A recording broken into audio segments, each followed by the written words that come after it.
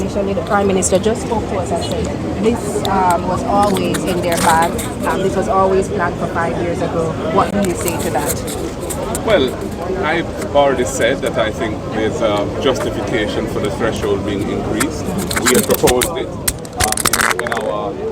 in my presentation to our annual conference that it should be increased to $3 million to adjust for the inflation that has transpired since 2016 and to preserve the value of the benefit of the threshold that was then imposed, plus a buffer for some future inflation which is ongoing.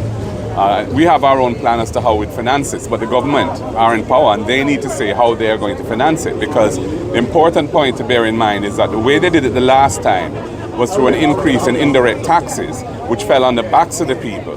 So they shifted the burden from those who got the benefit to those who are not in a taxable position from an income tax point of view. And poverty responded by going up quite dramatically in 2019 before COVID, from 11 to over 16%. And the inequality in Jamaica, as measured by the Gini coefficient, also increased.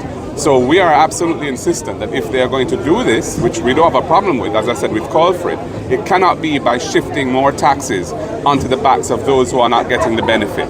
Nobody earning under $29,000 a week will get any benefit from an increase in the income tax threshold, and they must not be required to pay for it by any additional taxes being levied on them. We need to hear from the government the parameters of how they propose to finance this, how they're going to fund it, when they plan to roll it out, and to what extent they're planning in terms of an increase. I thought the Prime Minister, having announced this on the campaign trail, there would have been something about it in the throne speech, but there was nothing. The Prime Minister suggested that you don't have a full understanding and that you're being a bit hypocritical, having called now for income tax threshold to be increased when your party was in government. You actually said it was not feasible.